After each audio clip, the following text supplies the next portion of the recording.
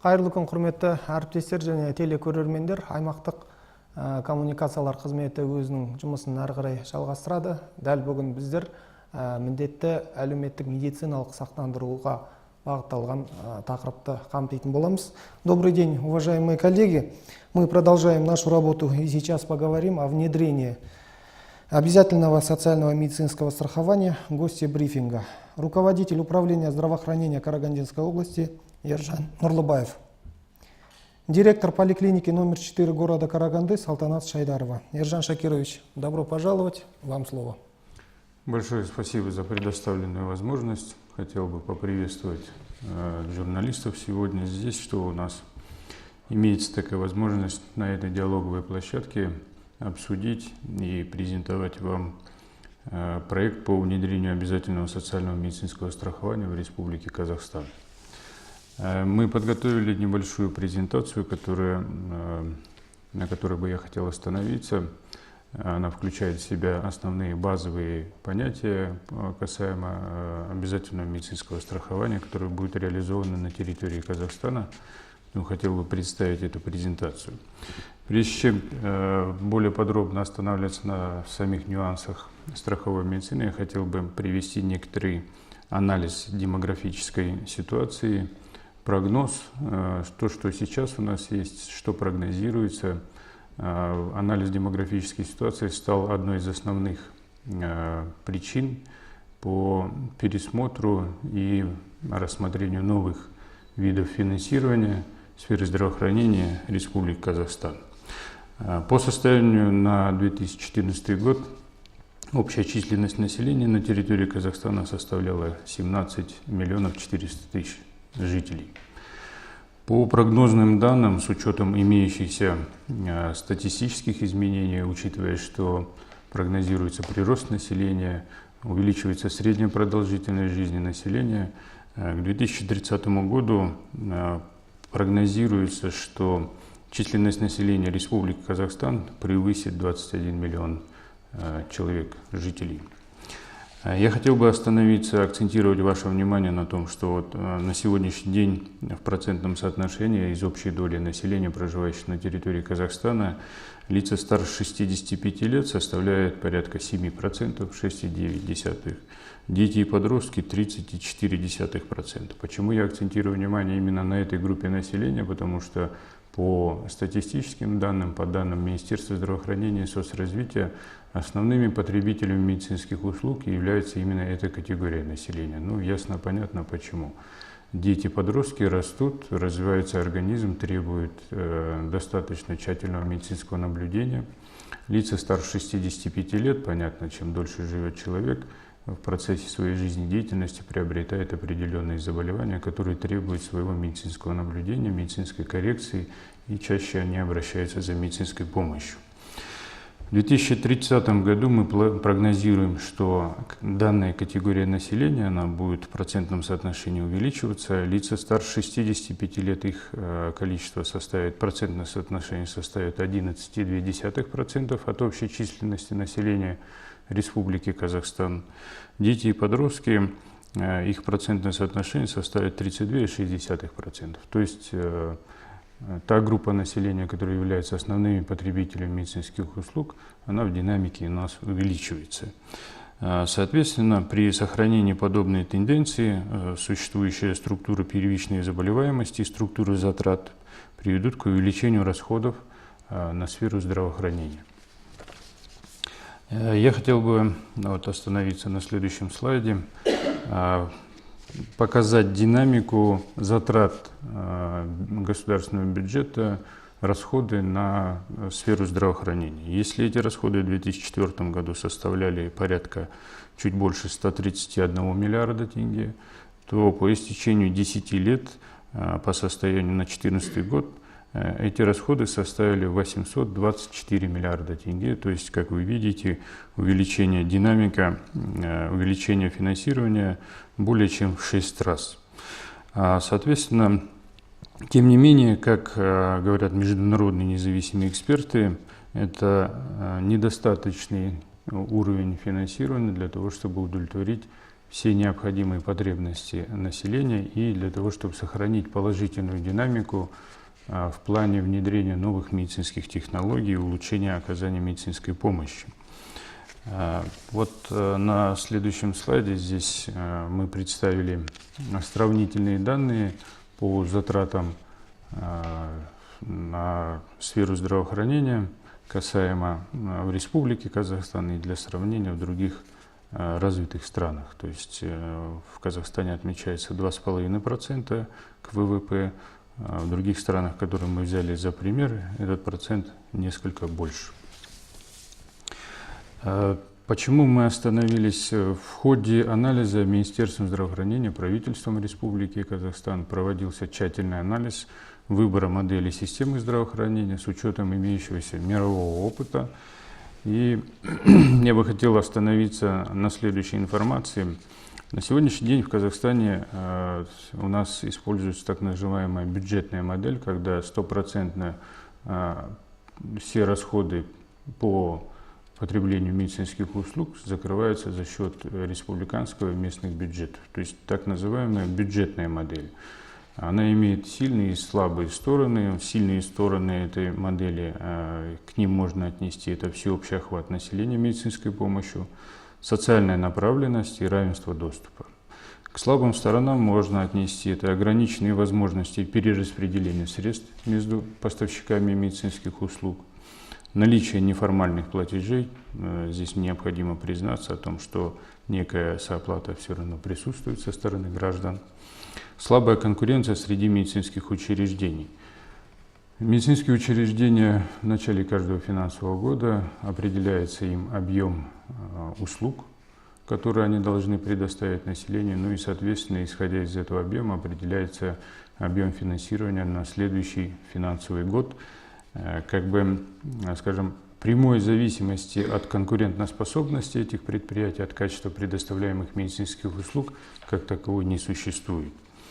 Пассивная оплата за услуги, ну и индикаторное планирование, привязанное к структурным параметрам сети и так далее, и так далее. Социально-медицинское страхование – одно из наиболее распространенных моделей финансирования сферы здравоохранения в развитых странах. Также имеет сильные стороны, на которых я хотел бы акцентировать ваше внимание. Ну, как и при бюджетной модели, она направлена на всеобщий охват населения медицинскими услугами. Что характерно и одна из причин, скажем, которую преследуется при реализации, при внедрении страховой медицины, это повышение солидарной ответственности за здоровье граждан со стороны государства, работодателей и самого гражданина.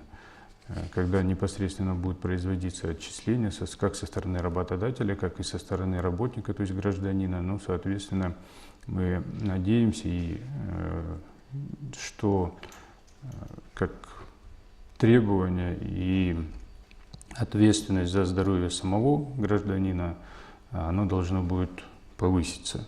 Конкуренция между медицинскими учреждениями за качественными оказания услуг.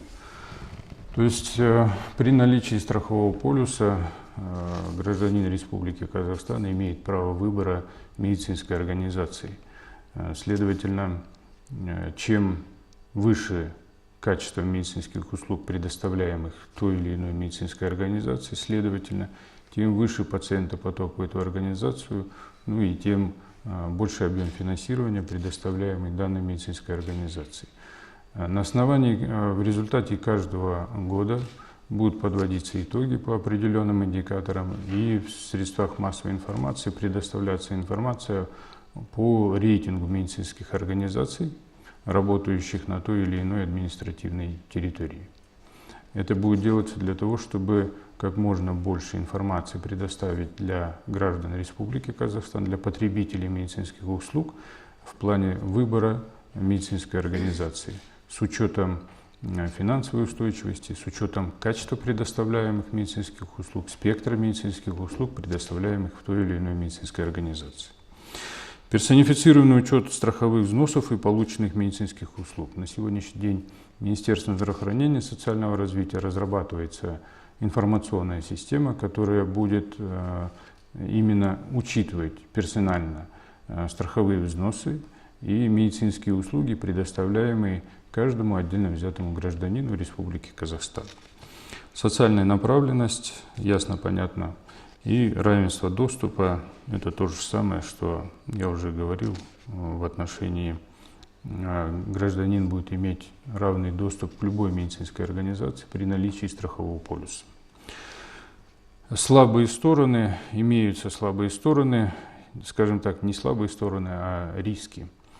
Затруднение сбора взносов в неформальном секторе экономики и уклонение от уплаты страховых взносов. Но на сегодняшний день идет проработка ряда нормативно-правовых актов.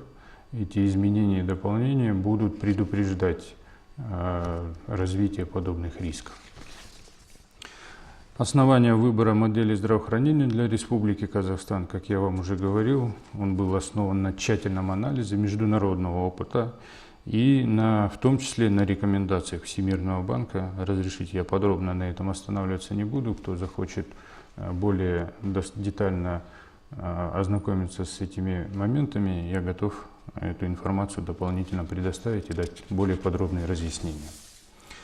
Всех, конечно, будет интересовать, что же будет включать в себя пакет медицинских услуг, предоставляемых населению при внедрении обязательного социально-медицинского страхования. Я хотел бы вкратце остановиться на этом. То есть базовый пакет, он будет включать в себя гарантированный государством объем медицинской помощи и финансируемый за счет республиканского бюджета. Он будет доступен для всех граждан Республики Казахстан и оралманов. Значит, что в себя будет включать базовый пакет? Это скорая помощь, санитарная авиация, медицинская помощь при социально значимых заболеваниях и в экстренных случаях. В экстренных случаях, когда имеется непосредственная угроза жизни пациенту, вне зависимости от того, имеет он страховой полис или не имеет, медицинская помощь ему должна быть предоставлена на бесплатной основе. Профилактические прививки, учитывая, что прививки необходимое мероприятие, которое создает для нас определенную инфекционную безопасность и безопасность граждан Республики Казахстан, эта услуга будет также предоставляться бесплатно, вне зависимости от наличия или отсутствия страхового полиса. Амбулаторно-поликлиническая помощь с амбулаторно-лекарственным обеспечением для непродуктивно самозанятого населения до 2020 года. Теперь самое интересное, это что будет включать в себя пакет обязательного социально-медицинского страхования.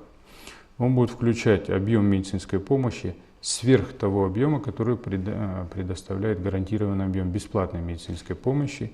Плюс к этому будет входить сюда. Это амбулаторно-поликлиническая помощь, в том числе амбулаторно-лекарственное обеспечение бесплатное. Стационарная медицинская помощь, за исключением социально значимых заболеваний. Социально значимые заболевания у нас проходит лечение, опять-таки, бесплатно, вне зависимости от наличия страхового полиса. Стационарно-замещающая помощь, восстановительное лечение и медицинская реабилитация, паллиативная помощь и сестринский уход, высокотехнологичная помощь. Также предусматривается наличие третьего пакета, пакет дополнительных медицинских услуг. Он будет предусматривать индивидуальный пакет медицинских услуг, финансируемый за счет добровольных страховых взносов граждан или работодателей в фонды добровольного медицинского страхования. То есть это так называемый индивидуальный пакет. Перечень услуг индивидуального пакета будет определяться на договорной основе индивидуально для каждого участника данных договорных отношений. Теперь не менее интересный и значимый пункт – это формирование средств обязательного социально-медицинского страхования. Система УСМС будет построена на обязательных страховых платежах государства, работающего населения, работодателей и самозанятого населения. Работающее население будет отчислять 2% от дохода, но это будет реализовано не единовременно, а в течение определенного времени, начиная с 2019 года, когда процент отчисления будет составлять 1%, и в 2020 году этот процент должен составить 2%. Это что касается работающего населения, работников. Работодатели 5% от среднемесячного дохода работника, При этом отчисление, опять-таки хочу сказать, это будет реализовано не единовременно, а плавно в течение 3-4-летнего периода. Начиная с 2017 года, то есть мы сейчас с вами говорим о проекте. Начиная с 2017 года 2%, 3% в 2018 году, 4% в 2019 году и к 2020 году этот процент должен составить 5%. За социально незащищенные слои населения, к которым относятся дети, пенсионеры, нетрудоспособные граждане и безработные, страховые платежи будут оплачиваться государством из средств республиканского бюджета в размере 7% от среднемесячной заработной платы по экономике в году, предшествующем двухлетний период до текущего. Взносы государства будут осуществляться также поэтапно, начиная с 4% в 2017 году и 7% к 2024 году. То есть, как вы видите, с учетом проведенного анализа, реализация взносов и отчислений, как со стороны работодателя, работника и государства, это процесс плавный и реализован будет он постепенно. Прочие категории граждан, в том числе самозанятые, будут отчислять 7% от дохода, но не ниже одного месячного показателя заработной платы. При этом 2% в 2017 году, 3% в 2018 году и так до 2020 года данный показатель должен будет составить 7%. Взносы обязательного социально-медицинского страхования будут классифицированы как обязательные налоговые платежи. Соответственно, сбор и своевременность поступления страховых платежей будут регулироваться Налоговым кодексом Республики Казахстан. При этом отчисления работодателей, работников и самозанятых граждан будут отнесены на вычеты индивидуального и корпоративного подоходного налога. Вот это вот очень важный пункт, да, я хотел бы акцентировать на этом ваше внимание. Функцию бенефициара будет выполнять государственная корпорация. Вы знаете, что создана государственная корпорация, она будет заниматься, как ее место в реализации этого проекта, ОСМС и дальнейшее функционирование будет направлено на аккумулирование и сбор взносов страховых, медицинских взносов, и дальнейшая передача их в фонд обязательного медицинского страхования. Я хотел бы вкратце показать вам схему, как будет функционировать финансовая составляющая фонда обязательного медицинского страхования. Ясно, понятно, вот как вы видите, активное население, то есть работодатели, работники и так далее, будет производить отчисления и взносы в банки второго уровня. Средства эти будут направляться в госкорпорацию, опять-таки в госкорпорации, которая создана на базе ГЦВП. Она будет при помощи информационной системы направлены на индивидуальный учет, опять-таки подчеркиваю, индивидуальный учет страховых взносов и индивидуальный учет расхода данных средств на медицинские услуги, определенные конкретному каждому гражданину Республики Казахстан, который получает медицинскую помощь. Здесь вот фонд социального медицинского страхования, ключевое звено в реализации этого проекта, который будет регулятором всех потоков финансов. Фонд социального медицинского страхования непосредственно будет закупать медицинские услуги у поставщиков медицинских услуг, вне зависимости от формы собственности, с учетом соответствия требований для того, чтобы участвовать в предоставлении медицинских услуг в рамках обязательного медицинского страхования. Здесь не последнюю роль будет играть именно качество предоставляемых медицинских услуг. Если кого-то будет интересовать более подробная информация, я готов ее предоставить и в отдельном интервью более подробно остановиться на конкретно каждом пункте. Вот это вкратце я хотел вам, уважаемые господа журналисты, предоставить информацию о базовых понятиях касаемо внедрения обязательного медицинского страхования. Спасибо большое. Перейдем к вопросам. Пожалуйста.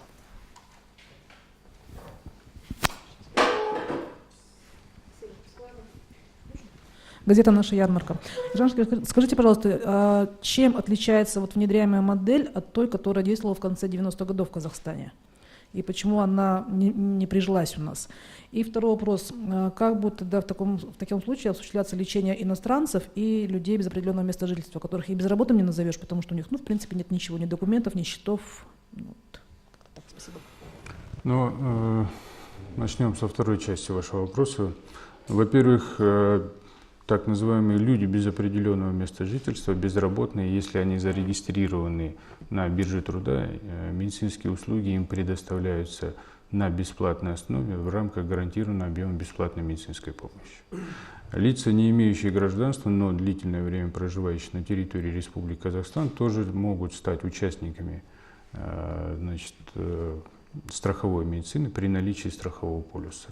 В случае, если не гражданам Республики Казахстан, проживающим или пребывающим на территории Республики Казахстан, необходима медицинская помощь по жизненным показаниям, она будет предоставляться бесплатно. Что касаемо сравнения реализуемого проекта сейчас по сфере страховой медицины и то, что было реализовано в 90-е годы, на то, что вы акцентируете внимание, это два кардинально различных проекта. Да. Что в плане взносов и отчислений есть разные подходы. Что касаемо с учетом опыта, который, к сожалению, негативного опыта, который предшествовал Министерством здравоохранения, правительством Республики Казахстан, сейчас разрабатываются новые законопроекты, нормативно-правовые акты, вносятся дополнительные изменения, которые предупреждают развитие этих рисков. Это одно. И второе, самое главное, немаловажное, создается прозрачная система учета и движения финансовых средств в рамках обязательной страховой медицины. На всех уровнях движения бюджетных средств, что на уровне отчислений и взносов, что на уровне госкорпораций, что на уровне фонда обязательного медицинского страхования, предусмотрены постоянные аудиты, независимая экспертиза, это одно. Ну и самое главное, это внедрение информационной системы, которая должна будет обеспечить, первое, прозрачность движения бюджетных средств, второе, персонифицированный расход этих бюджетных средств на отдельно взятого гражданина, который получает медицинскую услугу. Пожалуйста. Добрый день, это Микен, Бизнес Channel, это Гусев Олег.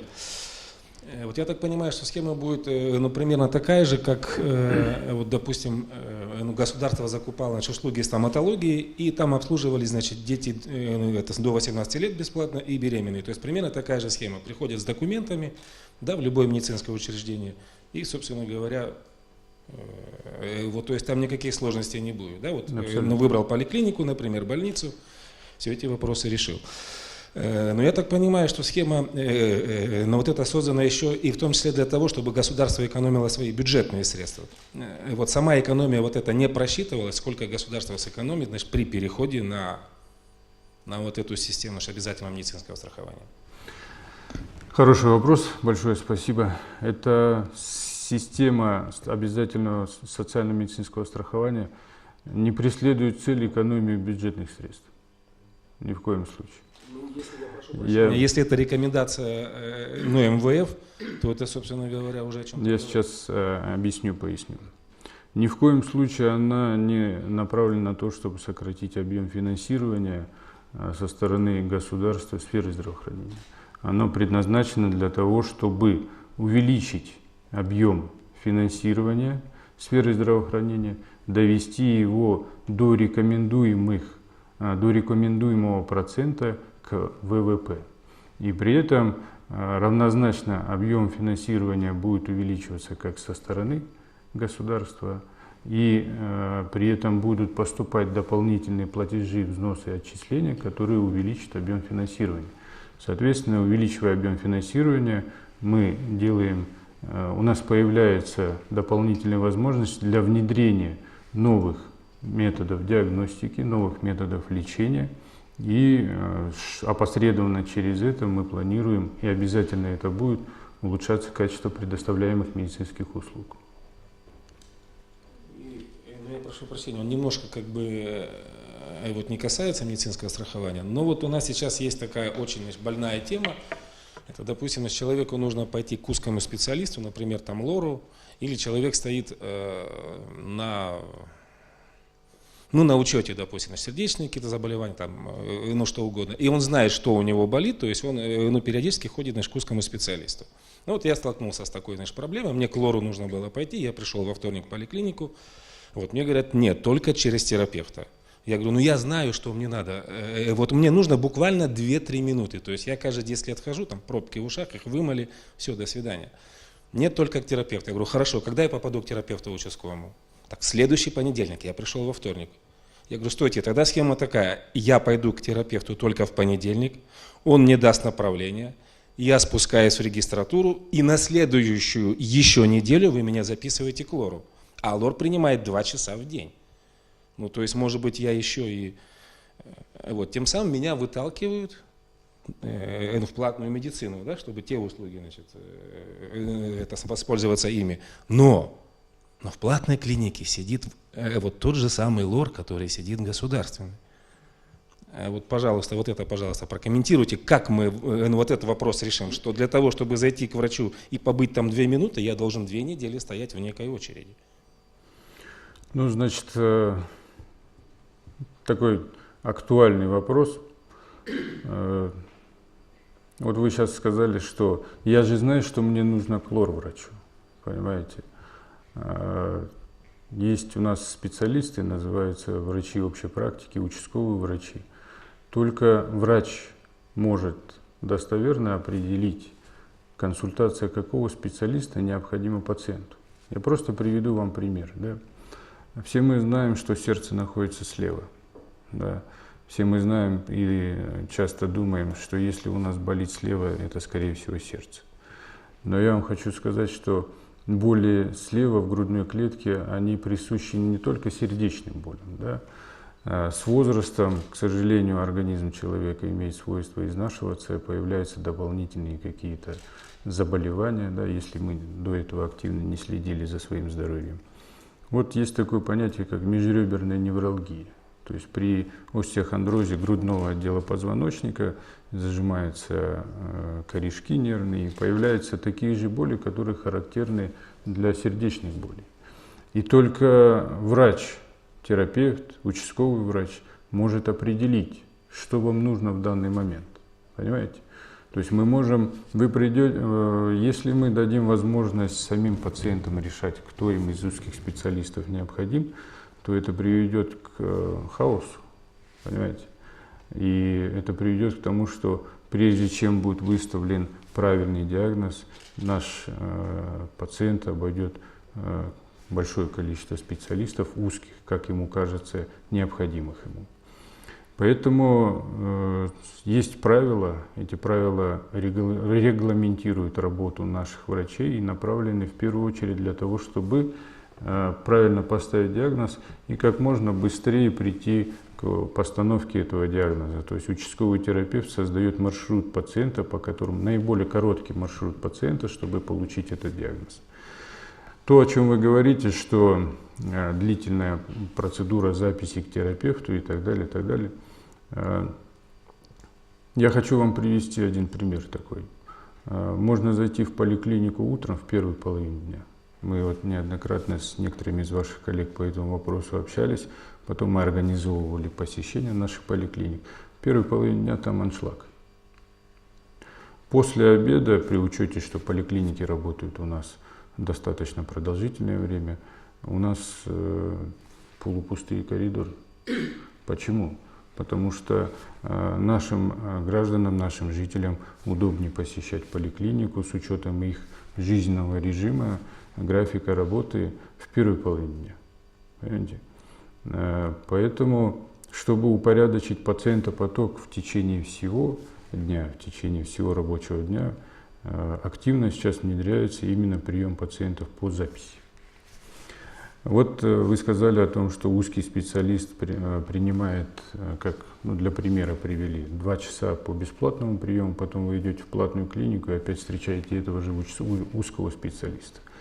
Вот внедрение обязательного социально-медицинского страхования, оно направлено в том числе и на это, чтобы частному сектору, частным поставщикам медицинских услуг было интересно предоставлять услуги медицинские свои, то есть продавать государству, и тогда отпадут такие вопросы перепрофилирования пациентов из бесплатного сектора в платный, как вы говорите, выталкивание них.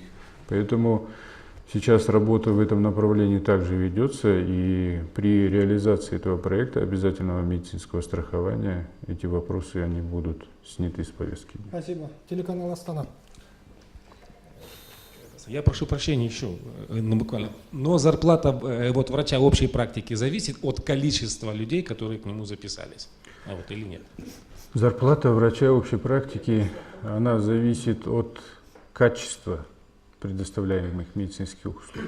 Я вам скажу, что есть так называемый стимулирующий комплексный подушевой норматив. Это дополнительная прибавка к заработной плате, и она начисляется в случае, если участковым врачом достигнут определенный показатель. У него нет запущенных больных туберкулезом, у него нет запущенных больных с онкологией, он достаточно качественно предоставляет медицинские услуги, есть индикаторы, определяющие качество медицинских услуг. При наличии всех этих показателей он получает дополнительную надбавку, я должен вам сказать, она достаточно существенная. Вот.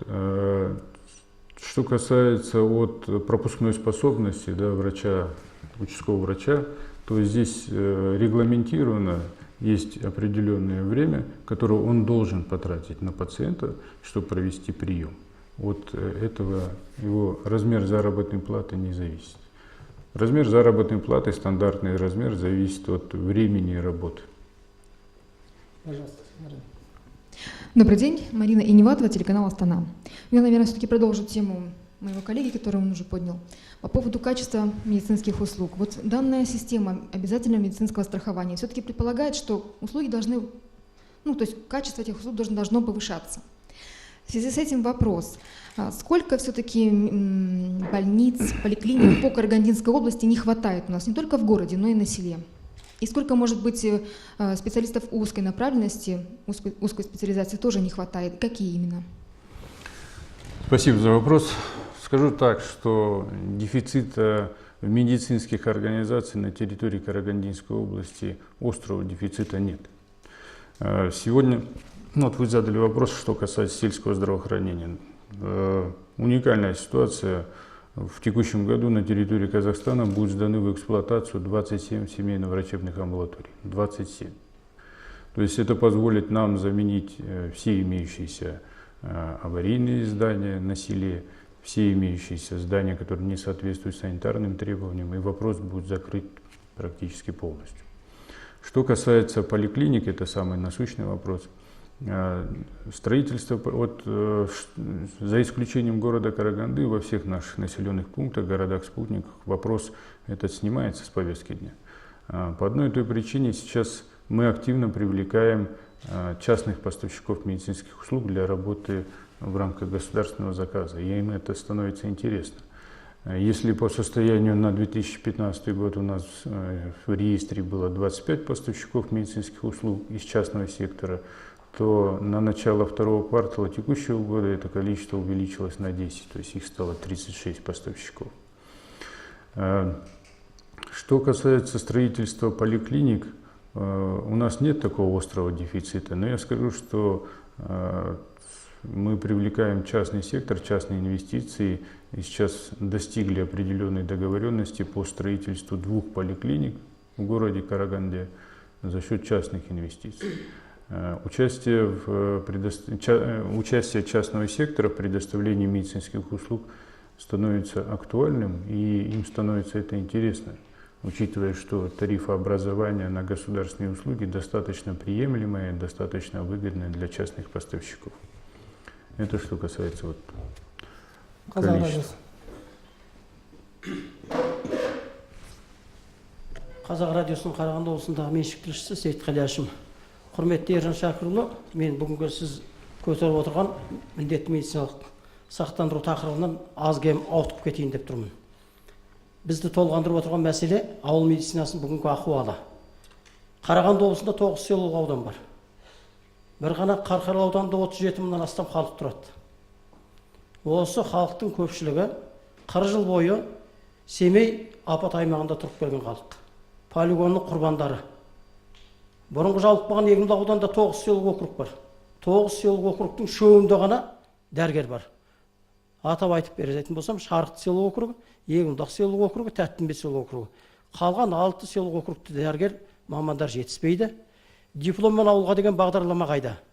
Ол неге орындалмайды? Бұл мемлекеттік бағдарлама. Ол жаңағы ауылдарда тек қана медбике ғана қызмет істеп отыр.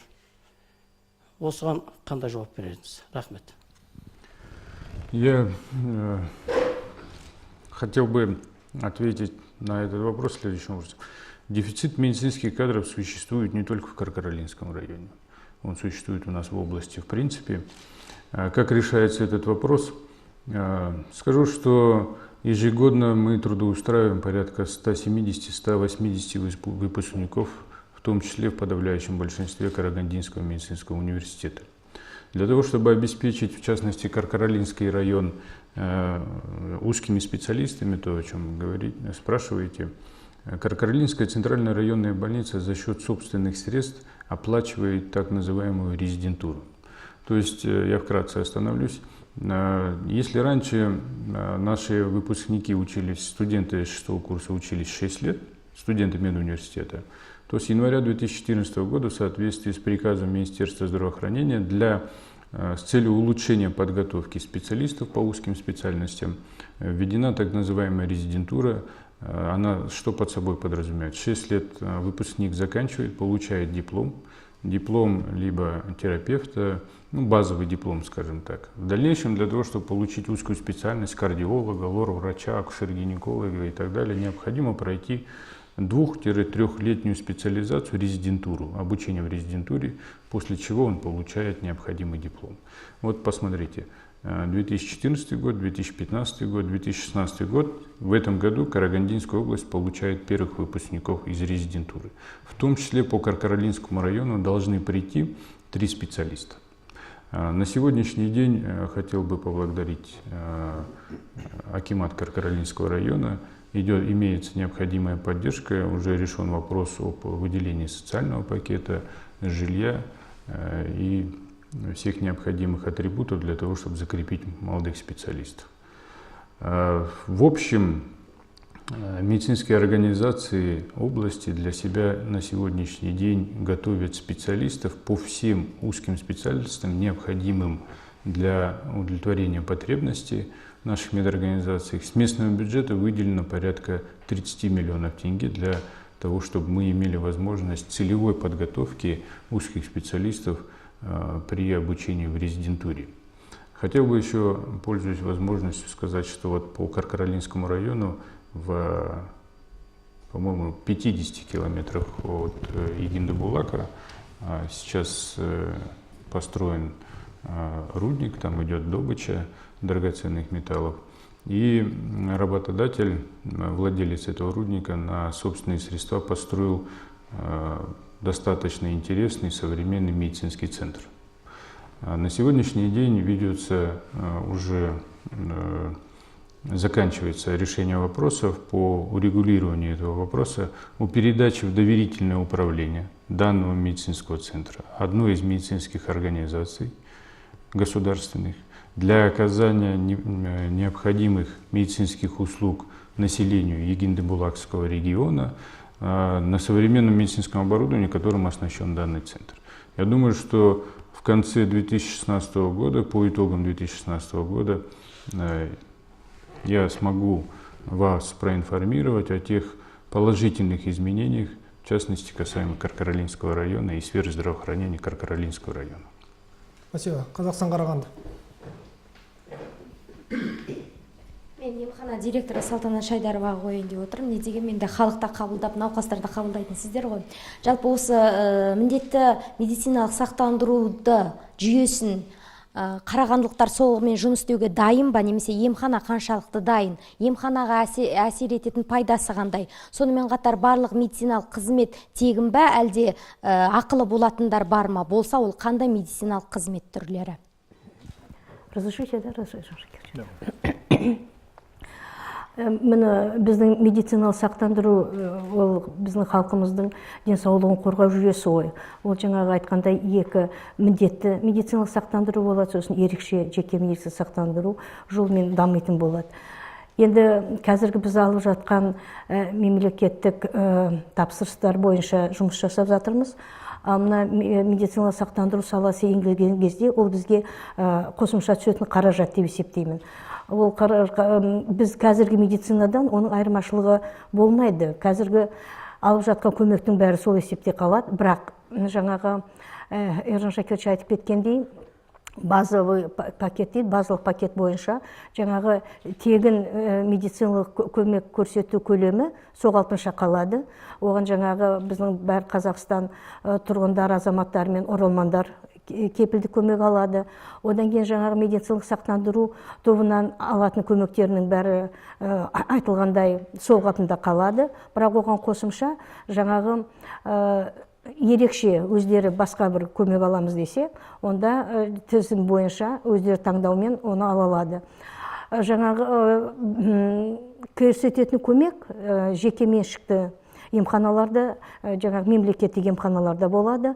Оның кейбір сәттерін қазір бізде жасап жатырмыз. Егерде маған жетіспейтін мамандар болса, басқа бір диагностик технологиялар болса, оны мен өз қаржымнан емхананың басқа сол бар емханаға, ауруханаға жіберіп, бірақ аурудың соңынан ақша бар, мен ауру өз қалтасына төлемейді, емхана арқылы төлейміз. Ол да жаңағы мемлекеттік тапсырыс бойынша.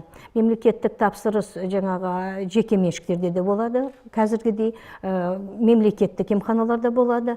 Бірақ қаржының көбеюімен жаңағы бәсекелілік болады. Ол бәсекелестік жаңағы жеке емханаларда, мемлекеттік емханаларда болады. Бәсекелестік деген ол сапаны жоғарлату. Сапа жоғарласа, ол халқымыздың деген денсаушылығын жоғарлатады. Мына медицина сақтандыру кіріскіше, мен ойлаймын, бізге бір ең жақсысы, ол жалғыз біздің тұрғындардың, азаматтардың өздерінің жаңағы жауапкершілік. Қазір олар біз жауапкершіліміз олардың денсаушылығына. Ол кезде олардың кішкене жауапкершілігі артырады. Олар өз қаржысынан да жұмыс істейтіндер төлейді, жаңағы медицина сақтандыру қорына, жұмыс берушілер де төлейді. Сонымен мен ойлаймын, егерде қаражат мөлшері өссе, онда сапада өседі деп. Уважаемые коллеги, наше эфирное время подходит к концу. Последний вопрос, пожалуйста. Ержан Шакирович, все-таки объясните, пожалуйста, вот на примере простого человека, который приходит в поликлинику. Вот им зашел к терапевту, дали направление, да, на анализы, часть, которую он сдает бесплатно, а часть ввиду того, что не может сдать, потому что нет таких исследований, сдает в платной клинике. А нужно сделать УЗИ, и нужно сделать платно, потому что, опять же, в этой поликлинике нету этого вида исследования, и вдруг выясняется, что нужна платная операция. Как в таких случаях работает страховой полис? Платная операция? Да. Ну вот начиная с того, что платные анализы, платная УЗИ, платная операция. У человека уже есть страховой полис, где есть перечисления, вот взносы. Сель, само наличие страхового полиса, если данный вид услуг входит в пакет, который я говорил, предусматривает, да, он предоставляется однозначно на бесплатной основе. Если пациенту необходима операция, да, и операция ему необходима по показаниям, именно по медицинским показаниям, то она тоже предоставляется бесплатно. Если платная клиника, частная клиника работает в системе страховой медицины, то эти услуги они будут предоставлять бесплатно для пациента, а затраты эти будут возмещаться через фонд обязательного социально-медицинского страхования. Спасибо большое, уважаемые коллеги. На следующем брифинге мы рассмотрим вопросы развития спорта в Карагандинской области с руководителем управления физической культуры и спорта Карагандинской области Натальей Евгеньевной Сухоруковой. На этом мы заканчиваем брифинг. Всего наилучшего. Құрметті әріптестер, осымен брифингтің эфирлік уақыты тамам. келесі жүздескенше аман сау болыңыздар.